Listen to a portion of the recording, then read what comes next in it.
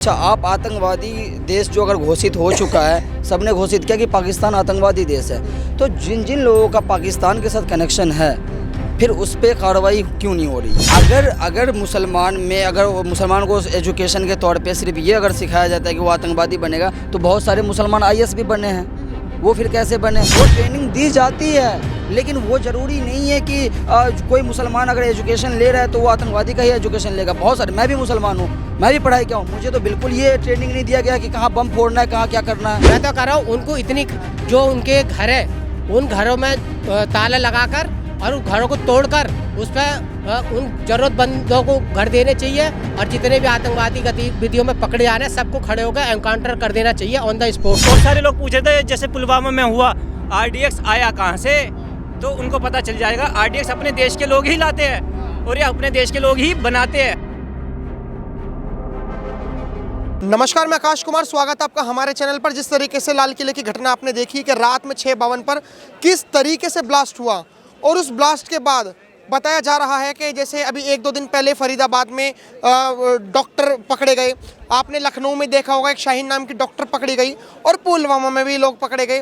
तो सारी बात ये घूम फिर कर आ रही है कि ये जो ब्लास्ट था, ये ब्लास्ट कहीं आतंकवादी ब्लास्ट तो नहीं था, जो कि अभी तक पुष्टि नहीं करी गई है, लेकिन सबको तो पता लग गया है कि ये सीएनजी से फटने की तो चीज़ें नहीं दिख रही हैं। अगर एक सिलेंडर फटता है तो सिलेंडर फटना इतनी ज़ोर से नहीं फटता और इतनी गाड़ियों को लेकर नहीं फटता। आपने तमाम देखा होगा कि रोडों पर जब सीएनजी सिलेंडर फटते हैं तो एक गाड़ी फटती है, अगर कोई एक घर का सिलेंडर भी फटता है तो एक दुकान या फिर एक घर को नुकसान होता है। लेकिन इससे तो साफ जाहिर हो रहा है कि ये सीएनजी सिलेंडर तो नहीं था। फिलहाल ये बताया भी जा रहा है कि वो जो था मटेरियल, जिस मटेरियल की वजह से फटा, वो पूरी तरीके से तैयार नहीं था। अगर तैयार होता तो 10 गुना ज़्यादा ब्लास्ट करता और शायद 10 गुना ज़्यादा चोट पहुंचाता।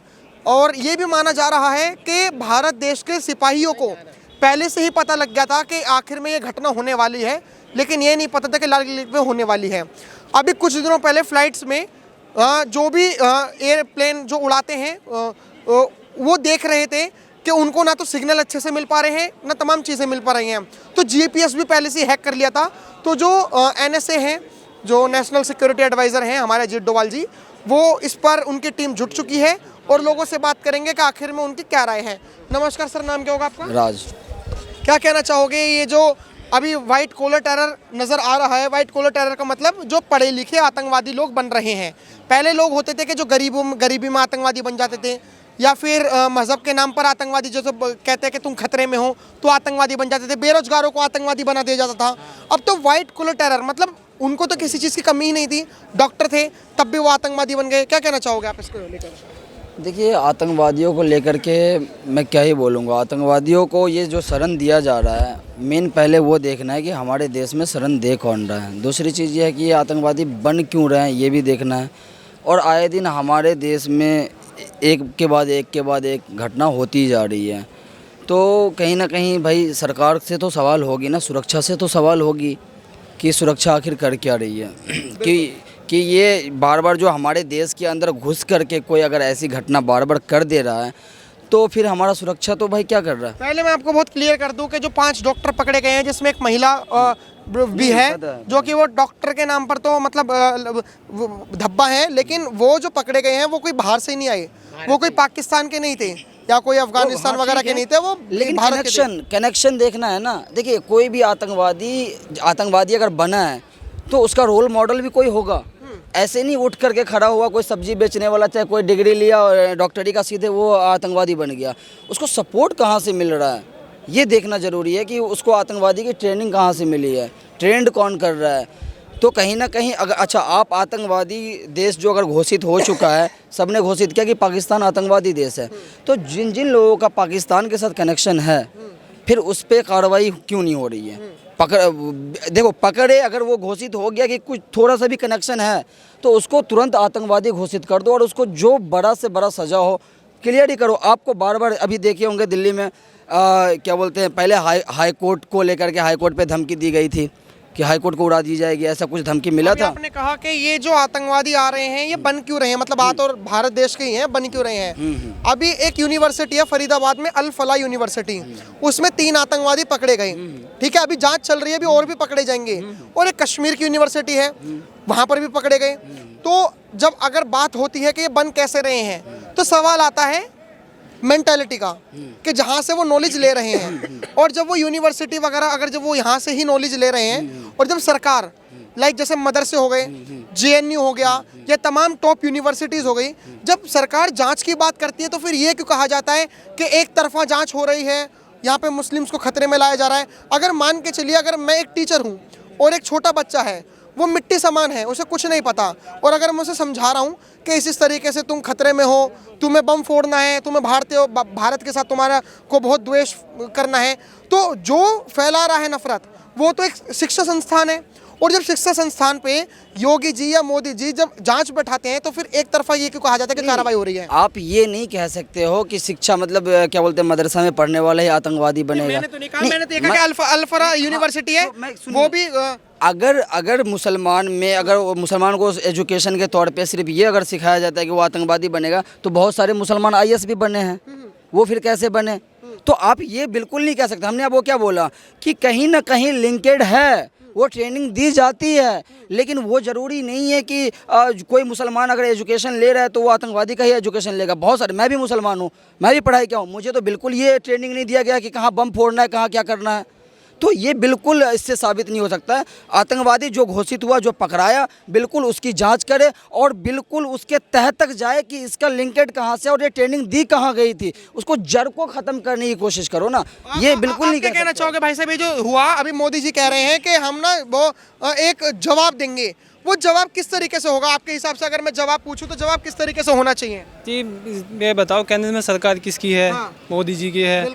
और यहाँ पर जो मतलब दिल्ली में सरकार किसकी है? मोदी जी की है। और समथिंग में 80% जो स्टेट हैं सब में मोदी की सरकार है। ठीक है। ये तो जवाब वही बता पाएंगे किस तरीके से देना है, किस तरीके से नहीं देना। हाँ। ये तो वही बता पाएंगे ना, हम कैसे बताएंगे इस चीज़ को? हम तो बता ही नहीं सकते। आपको क्या लगता है जवाब किस तरीके से मिलना चाहिए? मोदी जी भूटान में गए और भूटान में जाके अगले दिन ही उन्होंने बोला कि इसकी तह तक जाना बहुत ज़रूरी है और हम तह तक जाएंगे और एक अच्छा जवाब देंगे। देखो, सबसे पहले तो हमने जैसे पुलवामा में जवाब दिया था, हाँ। और पहलगाम में भी जो क्या नाम था, पहलगाम और एक पुलवामा हमले में जवाब दिया था। हाँ। ऐसे ही इनको इसमें मिलेगा। रही बात, ये कोई पाकिस्तान का तो था नहीं, हाँ। जितने भी थे भारत के थे, हाँ। और कश्मीर के थे, हाँ। हैं, जितने भी रहने वाले थे कश्मीर के थे, और सारे पढ़े लिखे थे, डॉक्टर थे, इंजीनियर थे। अब बताओ, कब बड़े पढ़े लिखों के अंदर इतना बड़ा माइंड वॉश कर रखा है कि आपको ये करना है। मतलब एक नॉर्मल आदमी मानते, झाड़ी मजदूरी वाला मानते, कोई गरीब सताया हुआ मानते, तो हम मानते थे सरकार के साथ उसकी लड़ाई है या किसी पुलिस प्रशासन से उससे लड़ाई है। लेकिन वो मतलब उनको सारी सुविधा मिल रही है, सारी सुविधा मिलने के बाद भी हमारे देश में रह रहे हैं और हमारे देश को उड़ाने की बात कर रहे हैं। तो मैं तो कह रहा हूँ, उनको इतनी जो उनके घर है, उन घरों में ताला लगाकर और उन घरों को तोड़कर उस पर उन ज़रूरतमंदों को घर देने चाहिए, और जितने भी आतंकवादी गतिविधियों में पकड़े जाने हैं सबको खड़े होकर एनकाउंटर कर देना चाहिए on the spot. Sir, Delhi जैसे एरिया में ब्लास्ट होना मतलब अपने आप में ना ये एक चैलेंज है कि कहते हैं कि जैसे कि अगर दुनिया पे कब्जा करना है तो भारत पे कब्जा कर लो, और अगर भारत में कब्जा करना है तो दिल्ली पे कब्जा कर लो, ऑटोमेटिक भारत कब्जे में आ जाएगा। दिल्ली में एक ब्लास्ट होना, वो भी ऐसी जगह पे जहाँ पर 26 जनवरी और 15 अगस्त को कुछ ना कुछ इवेंट होते रहते हैं। और अभी 25 नवंबर को जो बाल दिवस मनाया जाएगा, जो 4 साहिबजादे थे उनके लिए भी अभी मोदी जी आने वाले थे। ये एक बहुत बड़ा चैलेंज हो जाता है कि जब फरीदाबाद से RDX मिलता है और जितने भी 5 डॉक्टर्स हैं 2900 किलो मिलता है और 360 किलो वो RDX हो गया। तो क्या कहना चाहोगे? पुलवामा जब हमला हुआ था तो उसमें महज 80 किलो RDX ही यूज़ हुआ था, और जब फरीदाबाद में पकड़ा गया उसमें 360 किलो RDX। तो एक कितना बड़ा हमला हो सकता था, और ये क्या चीज़ हो सकती है? देखो, कुछ लोग हमारे यहाँ पे ऐसे हैं जो अभी सिर्फ क्वेश्चन कर रहे हैं कि इस पे सरकार का लूप होल निकला है। हाँ। आप ये देखिए, सरकार का लूप होल तो निकाल लिया, ये तो वही वाली बात हो गई कि अगर मैं 10वीं में फेल हो जाता हूँ ना, तो उस हिसाब से, क्योंकि लोग कुछ मांग रहे हैं इस्तीफ़ा, कि देखो जवाबदेही ऐसे तय होती है, इस्तीफ़ा दे तो जवाबदेही तय हो जाती है। उनकी सोच ऐसी है, अगर मैं 10वीं में फेल हो गया इसका मतलब मैं पढ़ना छोड़ दूँ तो जवाबदेही तय हो जाएगी कि हाँ मैं पढ़ना चाहता था लेकिन 10वीं मैंने छोड़ दी। या मैं करूँ 10वीं में मैं फेल हो गया तो मैं 11वीं निकालूंगा, 12वीं निकाल के फिर मैं कॉलेज में एग्ज़ाम दूंगा।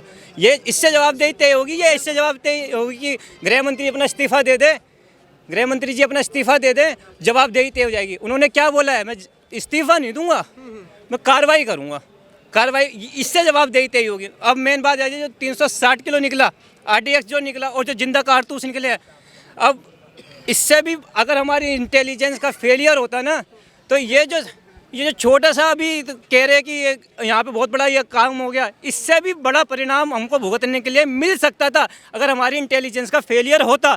वो तो उनका इंटेलिजेंस इतना अच्छा था कि उन्होंने वहीं पे पकड़ लिया और सारी CCTV फुटेज हमारे पास निकल के आई है।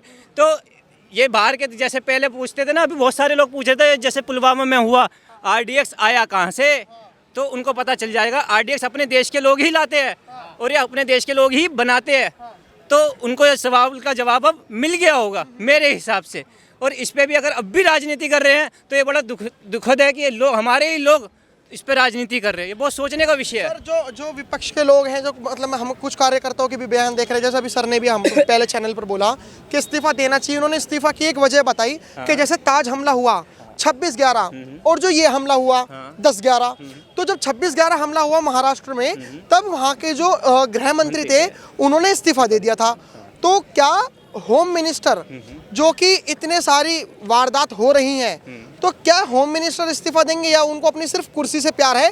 कहना सवाल का ये था। मैं वही तो कह रहा हूँ, जवाबदेही ऐसी तय होती है कि मैं इस्तीफा दे देता हूँ, जवाबदेही तय हो गई कि मैं सच्चा था, ये जवाबदेही होगी कि अब मैं घुस के मारूंगा इसको अंदर।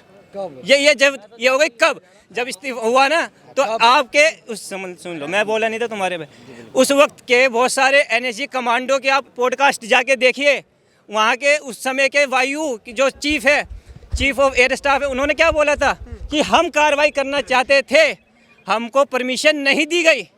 यहाँ तो हाथ खुले हुए हैं, अब देखिए कार्रवाई होगी। और अभी भी अगर आपने देखा होगा तो अभी हम ये नहीं कह रहे कि हमारे बाहर के लोगों ने करा कि आप पाकिस्तान पे करो, हम उतने नहीं सोच रहे। अपने देश के ही लोग हैं जो ये सारे काम कर रहे हैं, तो अपने देश के लोगों में ही दिक्कत है, हमें बाहर के लोगों को बोलने की जरूरत उतनी खास है नहीं। लेकिन भारत के साथ एक मसला और फंस चुका है।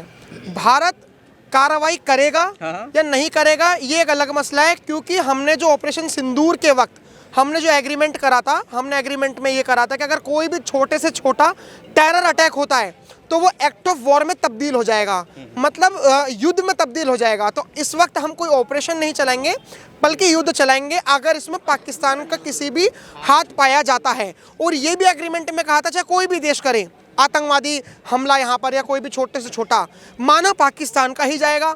फिलहाल पाकिस्तान में एक ब्लास्ट हुआ, आपने देखा होगा, पाकिस्तान जैसे भारत देश की राजधानी दिल्ली में ब्लास्ट हुआ, ऐसे पाकिस्तान की राजधानी में ब्लास्ट हो गया। पाकिस्तान की राजधानी में जब ब्लास्ट हुआ एक कोर्ट के बाहर, तो उसमें 12 लोगों की मौत हो गई। फिलहाल पाकिस्तान में भी जो शहबाज शरीफ है वो अपने रोने रो रहे हैं कि ये कैसे हो गया, ये भारत ने करवाया होगा और भारत को चुकाना पड़ेगा ये। तो इससे साफ जाहिर हो रहा है कि ये जानबूझकर हो सकता है पाकिस्तान ने करवाया हो, क्योंकि जो फील्ड मार्शल उनके जो बने हुए हैं आशिद मुनीर पाकिस्तान के, वो भी अब चाहते हैं कि उनकी सेना को फंडिंग हो। और सेना को फंडिंग कैसे होगी? जब तक पाकिस्तान को खतरा नहीं होगा। और पाकिस्तान को खतरा कैसे होगा? जब तक भारत हमला नहीं करेगा। इसमें बहुत सारे पेच निकल कर आ रहे हैं। जियोपॉलिटिक्स तो ये मानो कि पूरी भारत देश पर टिकी हुई है। सिर्फ लाल किले पर हमला होना ये दिल्ली और भारत देश का ही मसला नहीं है, बल्कि पूरे विश्व का मसला है। और सबसे ज़्यादा तो अमेरिका का मसला है कि अगर ये पाया गया कि ये टेररिस्ट पाकिस्तान के संपर्क में थे और अगर एक्ट ऑफ वॉर लग गया तो शायद डोनाल्ड ट्रंप भी दरकिनार कर दिए जाएंगे, उनकी इकोनॉमी भी बहुत बुरी तरीके से तबाह हो जाएगी। क्योंकि जो ये कहते हैं कि हम दोस्ती करवा देते हैं, हम युद्ध रुकवा देते हैं, तो कहीं ना कहीं लोगों के मन में गलतफहमी आ जाएगी। फिलहाल देखते रहे हमारे चैनल। धन्यवाद, जय हिंद।